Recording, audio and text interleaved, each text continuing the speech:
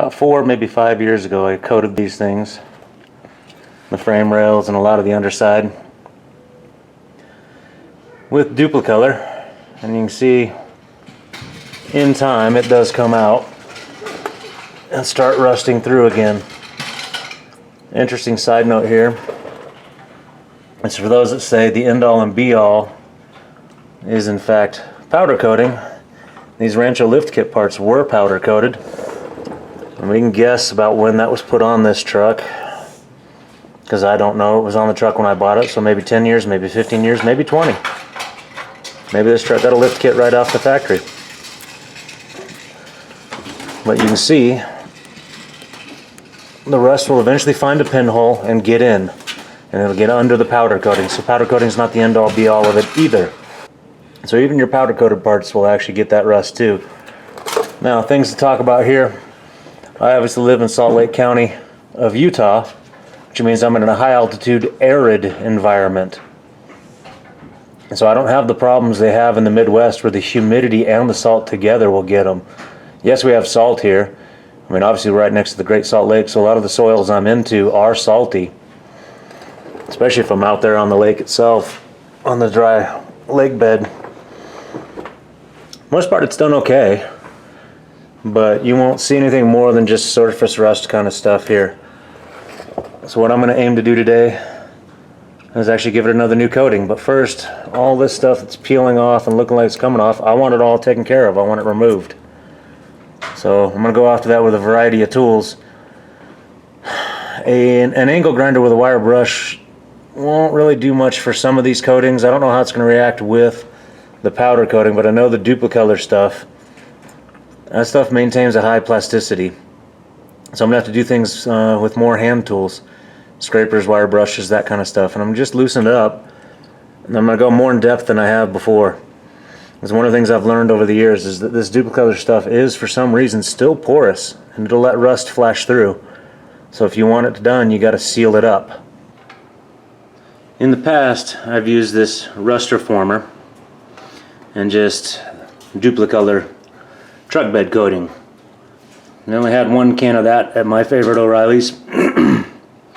So I got 3 cans of this. Now those of you paying attention to my videos, yes, I've broken down and I'm buying the duplicolor stuff again.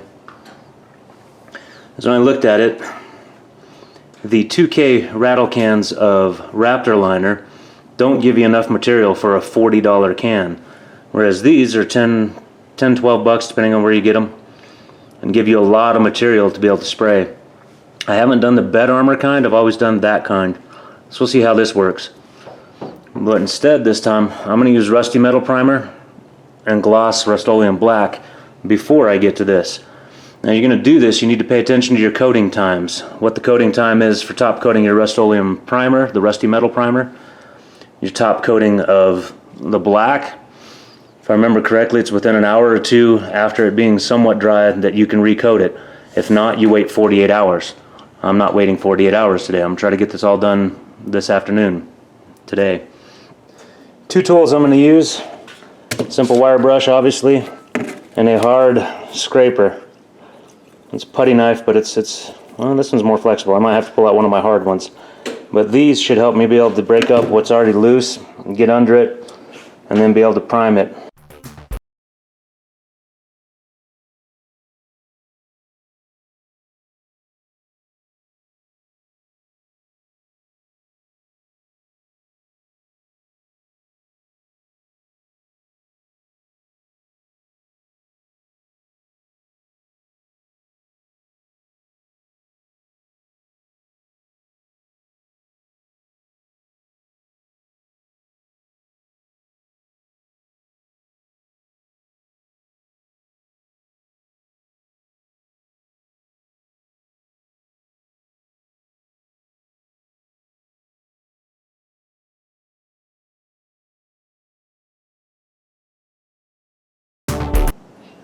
Now I fully realize that from out here you really probably can't see much of that until you're down low.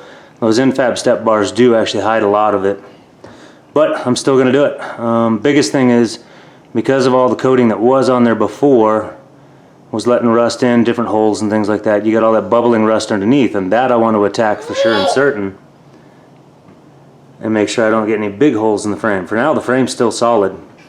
The opposite side drop down has some pretty decent rust in it, but nothing going all the way through yet.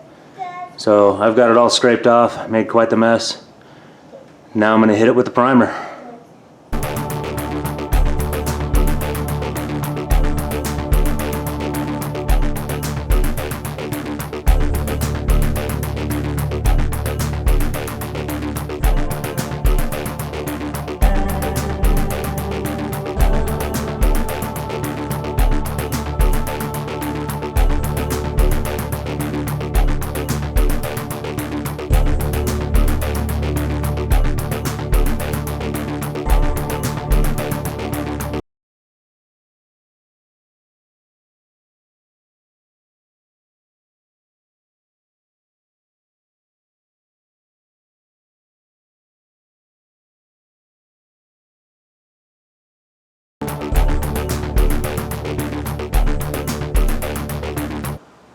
Okay, for the wheel wells, I did break out this little handy piece.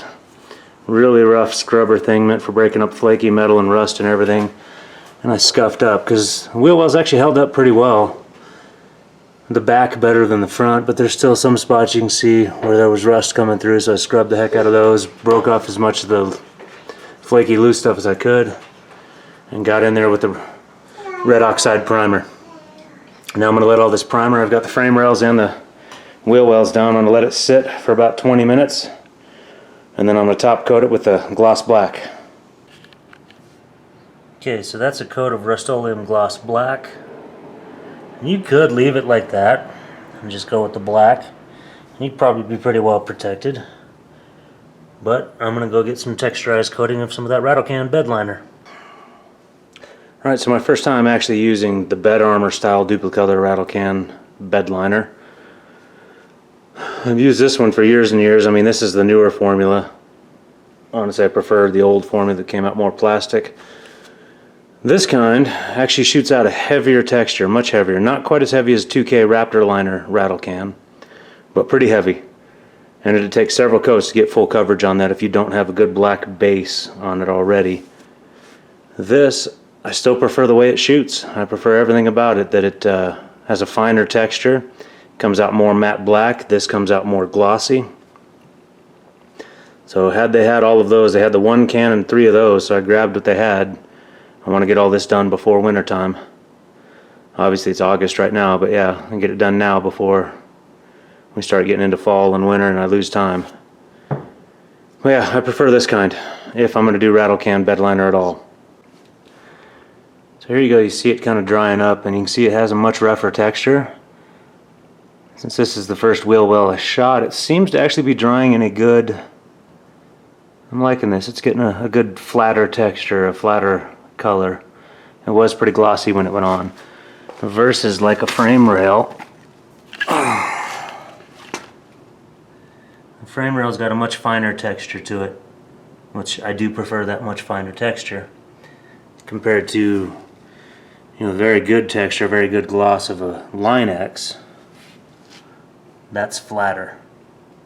Much flatter texture. The duplicolor bed armor, you see it's how it compares to Line-X versus how it is on its own. Lighting's tricky here, sorry about this. So yeah, I don't know, I think it'll do the trick. I've covered up all the rusty spots with both rusty metal primer, some gloss black Rust-Oleum, and then finally top coated with 2 different types of duplicolor bed armor or bed liner. I need to clean up my wiring just a little bit, but this should clean up the looks of the frame and protect a lot of things from rust. Not that I'm really too concerned with rust out here. If anything, it just makes it easier to clean it up. Like I said, I get 4 to 5 years out of this, and then I do it again. And so for when you're going dirt cheap and you don't have the money, don't even tell me POR 15. Yeah, I know about that stuff. Never used it. Probably not going to because it's too expensive. Or is it? I don't know. I usually go this way because these things are easy to find on the shelf at Home Depot and the auto parts stores and everywhere else. Versus POR 15, I've never seen it on the shelf. You have to order that. Maybe I'm just not patient enough. But yeah, there's your answer to why I don't use POR 15 when I'm doing stuff like this. Because I'm just not patient enough, I guess. Usually go after the stuff I can get off the shelf at O'Reilly's, which means Raptor Bedliner 2K for 40 bucks a can, or this stuff for 12 bucks a can. I think it was 12 for that kind, 10 for that kind. Basic simple tools that I use: a scraper, a wire brush, and one of those big rough scouring pads. And it's that simple. It's pretty much that simple. Alright, you come this far, appreciate you watching. Hope it did you some good, and we'll catch you on the next one.